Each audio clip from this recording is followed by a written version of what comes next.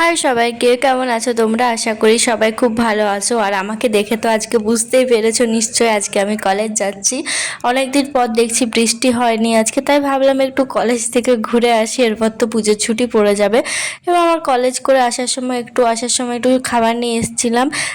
আর আসার সময় দেখি আমাদের স্টেশনের পাশে একটা মনে হয় এখানে দুর্গা প্রতিমা হবে, তাই প্যান্ডেল করছে। তারপর খেয়ে দিয়ে ঘুমিয়ে পড়েছিলাম, অনেকক্ষণ ধরে ঘুমিয়েছি, উঠেছি একেবারে রাত 9টায়। আসলে আমি এত টায়ার্ড হয়ে যাই না কলেজ থেকে আসার পর, কারণ আমার আসা যাওয়া মিলে টোটাল 4 ঘন্টা জার্নি হয়ে যায়, যেতে 2 ঘন্টা আবার আসতে 2 ঘন্টা। তাই সারাদিন আজকে সে পড়াও হয়নি, এসে নিয়ে খেয়ে দিয়ে জাস্ট ঘুমিয়ে গেছি। আর এত ঘুমিয়েছি যে মনে হয় না আজকে রাতে আর ঘুমাতে পারবো। তাই যা হোক একটু বিছানাটা ঠিক করে নিচ্ছিলাম। আর আজকের ভিডিওতে কিন্তু আমি তোমাদের সাথে লাইফ সায়েন্স আর ফিজিক্যাল সায়েন্সের দুটো খুবই ইম্পর্ট্যান্ট চ্যাপ্টার নিয়ে আলোচনা করব। তাই তোমরা ভিডিওটা পুরো দেখো।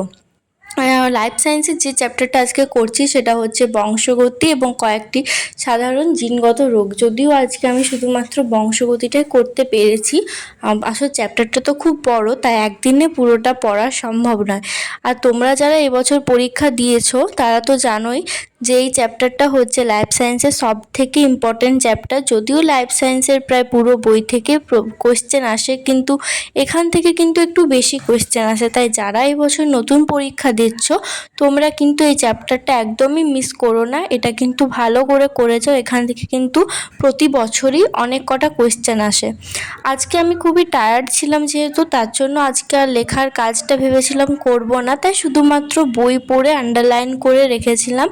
আজকে আর কিছুই সেভাবে লিখিনি। যদিও আমার এই বছরের খাতাতে সব কিছুই লেখা আছে, কিন্তু তাও ভাবলাম একবার আবার নতুনভাবেই সব কিছু লিখি, তাহলে সেটাতে আমার পড়তেও একটু সুবিধা হবে। আর তোমরা কিন্তু কিছুদিন থেকে আমার ভিডিওতে অনেক অনেক ভালোবাসা দিচ্ছ, তার জন্য তোমাদের সবাইকে অনেক ধন্যবাদ আমার পাশে থাকার জন্য। এভাবেই পাশে থেকো, তোমাদের আমি যতটা পারি হেল্প করে যাব। যদি তোমাদের কোনো ডাউট থাকে, কোনো কোয়েশ্চেন থাকে, আমাকে অবশ্যই কমেন্ট করো, আমি সবসময় চেষ্টা করব তোমাদের সেই ডাউটগুলো ক্লিয়ার করে দেওয়ার। এই ভিডিওটা তোলা ছিল সোমবার, কিন্তু সেদিন রাত্রে সামনে কোথাও প্রচণ্ড মাইক বাজছিল, হয়তো কোনো অনুষ্ঠান ছিল, তার জন্য আমি একেবারে এডিট করতে পারিনি। এই ভিডিওটা আমি দেব মহালয়ার দিন সকালে, তাই তোমাদের সকলকে মহালয়ার প্রীতি শুভেচ্ছা জানাচ্ছি। আর সবাই দুর্গাপূজাতে ভালো করে আনন্দ করো, থাকো।